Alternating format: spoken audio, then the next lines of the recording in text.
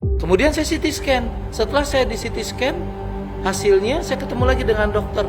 Dokter itu bilang, dia bisikin saya, Pak, paru-paru Bapak putih semua. Bapak COVID. Di tengah pandemi COVID-19, ada banyak orang yang terdampak. Tidak sedikit juga orang percaya yang mulai takut, khawatir, dan cemas. Bahkan ada banyak dari antara mereka yang juga terkena virus daripada COVID-19 ini. Tapi pertanyaannya, masih adakah Tuhan yang terus bekerja menjamah bahkan menyembuhkan kehidupan orang percaya? Di samping saya telah ada Bapak Ruben yang akan bersaksi bagaimana beliau mengalami manifestasi pekerjaan roh sampai titik mengalami kesembuhan, Pak, dari COVID-19. Apakah betul seperti itu? Ya, betul. Bagaimana cerita awalnya, Pak? Awal mulanya kira-kira akhir Januari, istri saya agak batuk, agak sedikit demam, terus saya tenggorokannya sakit, badannya pegel-pegel. Kemudian saya cek swab antigen istri saya, terus saya cek PCR-nya, ternyata istri saya positif kena COVID. Iya. Setelah 2 minggu kemudian, saya tes kembali, dia istirahat di rumah, tapi badannya sih biasa aja dia. Setelah 2 minggu saya tes, kemudian hasil PCR-nya dan hasil swab antigennya dia sudah negatif. Kira-kira akhir Januari, saya ngalami badan yang cukup nggak enak, agak panas. Iya, iya. Tapi saya tetap bekerja seperti biasa. Saya ada meeting, saya ada kerjaan, berjalan seperti biasa. Hingga suatu saat udah hari ke-5, saya berpikir saya itu kena tifus. Oh, iya. Jadi seperti saya, orang kena seperti tifus, orang kena ya tifus. rasanya. Iya, iya. Kemudian saya berpikir saya pekerjaan saya udah cukup capek dan saya mau istirahat. Kemudian saya pergi ke Lembang dan saya istirahat kira-kira selama 10 hari di sana. Nah, selama saya 10 hari itu istirahat, saya berangkat, dan karena istri saya sudah negatif, saya berangkat ke sana dan saya istirahat. Nah, mulai terjadi kejadian yang cukup aneh. Mulut saya ini pahit dan saya nggak bisa ngerasain makanan apapun. Oh, ya, hilang rasa ya. Hilang rasa Iya, saya. iya, iya. Sehingga pada kira-kira tanggal 5 Februari itu badan saya mengalami yang sangat tidak enak tidur. Iya. Saya sempat tidur di mobil, kemudian saya kembali lagi ke kamar hotel, dan saya waktu itu benar-benar gak enak. Saya pernah di bypass jantung, tapi pada saat itu lebih tidak enak daripada setelah di bypass jantung badan saya. Oh, iya, iya. Sama iya. sekali tidak enak. Hmm. Sehingga singkat cerita waktu itu saya berdoa dengan Tuhan. Tuhan, kalau memang pekerjaan saya sudah selesai, saya harus pulang, saya siap untuk pulang. Oh, udah sampai di titik rasa Udah kayak sampai mau mati seperti gitu itu, ya, Pak? iya. Karena kita benar-benar nggak enak Iya. sekali badan. Dan saya doa dan saya tidur. Nah, besok paginya juga ngalami kejadian yang badan sangat tidak enak. Dan nafas saya agak rancu karena saya bekas bypass jantung. Memang saya ngalami nafas agak sedikit sesak. Oh, susah nafas. gitu. Agak sesak napas saya, agak susah napas. Nah, besok malamnya juga saya keadaan seperti itu, tidak enak juga. Dan saya kembali doa lagi dengan Tuhan. Yang saya bilang cuma begini, Tuhan, kalau memang pekerjaan saya ini sudah selesai, saya harus kembali, saya siap untuk kembali. Oh. Akhirnya saya tidur, begitu tidur, besok bangun pagi, aneh, ada perubahan. Badan itu agak lebih enak Iya, iya, iya. di hari ke-9. Dan di hari ke-10, saya tuh badan sudah lebih baik lagi. Iya, iya. Kemudian saya kembali ke Jakarta, dan saya tetap di rumah, dan saya ngalami batuk. Gejala berikutnya ya? Iya, Pak batuk, Ruben, ada ya. batuk. Kemudian saya pergi ke salah satu teman saya, dia salah satu gembala rayon, saya ke rumah sakit. Waktu saya ketemu, dia katakan harus di CT scan. Kemudian saya CT scan. Setelah saya di CT scan, hasilnya saya ketemu lagi dengan dokter. Dokter itu bilang, dia bisikin saya, Pak, paru-paru Bapak putih semua. Bapak COVID. Oh, langsung dinyatakan COVID. Saat itu. Tapi itu badan saya tuh udah enak saat itu. Dan saya bisa nyetir mobil, dan saya bisa makan dengan baik. Saya kaget, oh, COVID ya? Iya. Paru-paru kanan kiri semua putih. Semua putih, dia bilang. Dia bisikin ke saya, Pak, putih semua, Pak. Akhirnya saya dites PCR, dan hasil masih positif di PCR. Tapi rasanya Pak Ruben sendiri pada waktu itu bagaimana? Tubuhnya tuh Udah enak. udah enak. Udah enak. Jadi Udah waktu dokter udah mulai menyatakan ini normal. putih, tapi badan enak. Enak. Kemudian saya ambil waktu kira-kira sekitar 10 hari lagi. Saya istirahat lagi. Kemudian saya ketemu dengan dokter paru, khusus paru, dan dia juga nanganin COVID. Iya. Profesor ya dia ya. Iya. Waktu saya ketemu, saya bawa CD-nya, dan waktu dia buka CD-nya, dia tuh geleng kepala, lihat itu gambar, karena saya nggak ngerti kan, dan saya nggak ada penjelasan Iya, apa-apa, iya. nggak. Iya. Dia tanya, Penjelasan mengenai paru-paru putih Iya, itu mengenai sebenarnya dampaknya seperti apa gitu iya, ya, Pak saya nggak Ruben? ngerti Iya. itu. Dia bilang, Pak, paru-paru bapak putih semua nih, hitamnya tinggal sedikit.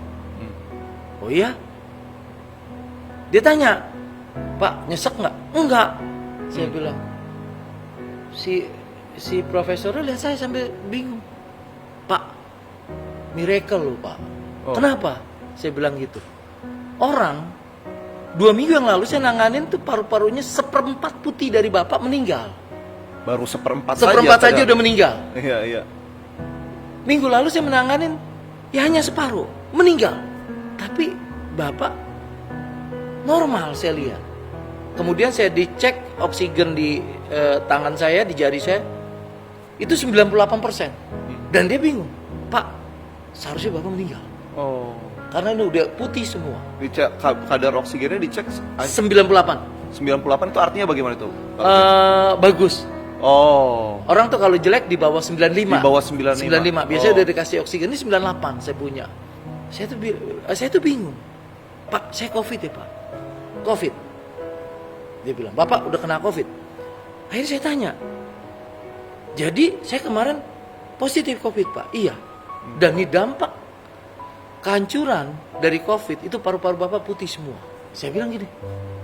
Terusnya gimana? Bapak sehat? Ada data, profesor itu jelasin ke saya. Ada data, ada klinis. Datanya tidak memungkinkan untuk Bapak ini bisa bertahan hidup dari data. Dari data. Tapi dari klinisnya Hidup ya. Bapak tuh ada di depan saya katanya dan bisa ngobrol dengan baik, dengan jelas. Saya berbicara sama profesor itu kira-kira sekitar 1,5 jam. Karena waktu itu saya pasien terakhir. Iya. Saya baru tahu tentang COVID pada saat itu. Tapi satu yang saya lihat, apapun yang terjadi dalam hidup ini, Wow, yes. selama Tuhan masih memperkenankan kita hidup, Iya. belum membawa kita pulang, kita ini hidup. Iya. Jangan iya. takut dengan apapun yang terjadi. Amin. Yang terjadi boleh terjadi dalam hidup kita, tapi semua itu Yes, atas persetujuan amin. dan perkenanan Tuhan. Iya. Saya tuh hampir nggak masuk akal. Saya bilang, sampai saya lihat dia kasih unjuk tuh paru-paru saya kiri kanan putih. Ini udah nggak memungkinkan karena udah terisi oleh cairan katanya. Iya. Lalu Nah, stepnya bagaimana tuh, Pak Ruben? Setelah itu bagaimana? ya saya tanya, kemudian obatnya apa untuk paru-paru saya? Nggak ada obatnya. Nggak ada obat. Nggak ada obatnya. Terusnya gimana? Ya nanti 8 bulan 9 bulan dia akan baik. Badan kita yang memperbaiki sendiri. Oh. Nah sekarang Bapak batuk, saya kasih hanya obat batuk. Seharga 67.000.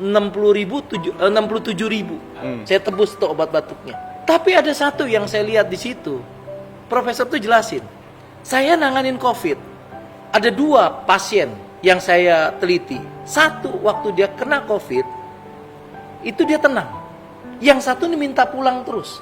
Oh. Yang meninggal itu yang minta pulang katanya. Oh. Dia nggak betah katanya di rumah sakit segala macam. Dia seperti ada depresi, Gelisah gitu gelisah. ya. Iya. Saya puji Tuhannya begini. Waktu saya kena, saya nggak tahu itu COVID. Tapi saya mau istirahat karena saya capek kerja. Oh, Jadi saya nggak iya, kemana-mana. Iya. Kalau mungkin saya tahu COVID, saya akan stres sendirian. Jadi kita ini kadangkala kita ini dibunuh bukan dengan keadaan, Bukan karena virus bahkan. bukan, tapi dengan Iya, pikiran kita pikiran sendiri, kita sendiri, iya, yang iya, membunuh iya, kita. iya, iya. Yang saya lihat di situ, dan saya tuh nggak berasa. Oh iya. Malah saya lebih takut waktu istri saya kena. Saya telepon dengan anak-anak saya saya kasih tahu mama positif COVID, anak-anak saya tuh doa semua, dan dia tuh nggak ada rasa apa-apa. Dan istri saya malah aneh, di ronsen paru-parunya bagus, bersih, dan dia nggak ada sakit apa-apa. Iya, iya. Ya saya, ini hancur. Dia bilang, dokter bilang tidak memungkinkan. Dokter Jadi, juga pusing ini. Dokter aja bingung waktu pertama kali dia buka tuh CD, dia buka sampai geleng-geleng kepala. Duh, cuma begitu aja. Aduh. Kemudian di belakang dokter itu kan ada kaca. Saya liatin dari kacanya, karena saya nggak ngerti kan buka itu CD. Sampai dia bilang, Pak, kalau Bapak pusing atau sesak napas, saya langsung masukin ke ruangan ICU sekarang juga. Tapi enggak. Kita bicara, katanya enak, segala macam. Dan muka Bapak juga, ya normal. Iya. Tapi ini paru-paru Bapak udah tidak memungkinkan, katanya. Wow, itu bukti manifestasi pekerjaan roh ya Pak Ruben ya, dalam hidup Pak Ruben ya. Jadi yang menentukan hidup kita bukan penyakit kita, Wow, iya. Tuhan. Iya. Sekalipun kita di dalam lembah kekelaman, sekalipun kita di dalam bayang-bayang maut, tapi dia punya penyertaan dengan kita. Wow, amin. Nah, Pak Ruben, Ya. akhirnya dites kembali PCR. Ya, Hasilnya negatif. negatif. Wah, itu lebih aneh lagi. Dan- Karena dokter bilang nih 8 bulan kan Untuk proses pemulihannya. pemulihan paru-parunya. Terus saya tanya waktu itu, Prof, saya mau tanya, apakah badan saya ada virus? Masih ada virus ya? Profesor itu bilang gini, kalau masih ada virusnya mungkin kita nggak ketemu di sini. Wow. Karena iya, hanya iya, dua iya, iya. yang menang, virusnya atau badan kita. Wow. Badan kita itu jauh lebih bagus membersihkan virus. Karena di badan kita udah terbentuk sebuah antibody. Iya. Dan ini si profesor itu bilang ini jauh lebih bagus dari vaksin karena imunnya badan kita yang bentuk sendiri. Iya. Karena Dokter udah- itu yang bilang Iya. ini justru jauh lebih baik Jauh lebih daripada baik. vaksin. Oke, iya. Jadi saya bilang, apakah saya divaksin lagi? Ya dia bilang untuk sementara ini nggak bisa dulu karena waktu divaksin nanti antibody kita yang melawan tuh vaksin nanti. Saya tanya lagi, apakah saya bisa terserang dengan COVID yang kedua kali? Dia katakan sangat kecil kemungkinan untuk terserang Iya, lagi. iya. Palingan kalau terserang, ya palingan demam 2 hari 3 hari udah baik lagi. Karena badan kita sudah ngenalin dengan itu virus. Iya. Dan saya juga berpikir kemarin, saya begitu banyak ketemu orang dan banyak pelayanan, kita nggak tahu. Dan anehnya lagi, waktu itu saya waktu mulai terserang, saya lihatnya ada yang aneh dengan penyakit ini. Saya meeting dengan orang, saya ketemu dengan orang, bahkan waktu itu badan kita kan pegelnya minta ampun. Kita diurut segala macam. Saya tanya, yang meeting sama yang ngurut itu nggak ada yang kena.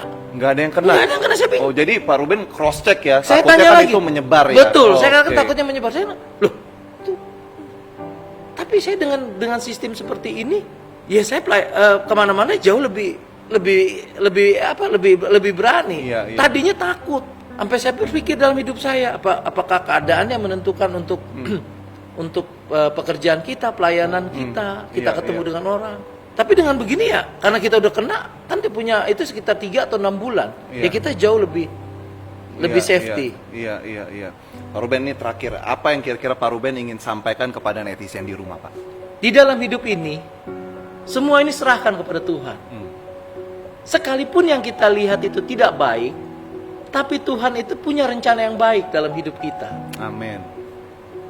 Ingat, bukan keadaan, bukan lingkungan, bukan penyakit yang membunuh kita. Yang membunuh kita terkadang kala adalah pikiran kita sendiri. Dan sekalipun terjadi dalam hidup kita apapun yang terjadi, tapi kalau Tuhan bilang kita ini masih hidup di dalam dunia ini dan kita tuh nggak balik, dan kita masih hidup di dunia ini. Iya. Tapi satu yang saya mau katakan, jika kita hidup sekarang ini dengan nyawa yang kedua, dengan hidup yang kedua kali, berarti hidup ini bukan milik kita lagi. Ini adalah milik Yesus, Iya, yang harus amin. kita kerjakan dengan baik. Iya. Dan saya sangat yakin dan percaya, bila aku hidup, aku harus hidup untuk buat Dia. Karena ini harusnya aku udah nggak ada di sini lagi, dengan keadaan paru-paru yang seperti itu. Amin. Amin. Jadi netizen di rumah, dimanapun Anda berada, yang menentukan hidup kita itu Tuhan, bukan virus. Sampai jumpa lagi di kesaksian yang berikutnya. Kita akan melihat kesaksian-kesaksian berikutnya, bagaimana Tuhan itu nyata dan Dia masih terus bekerja.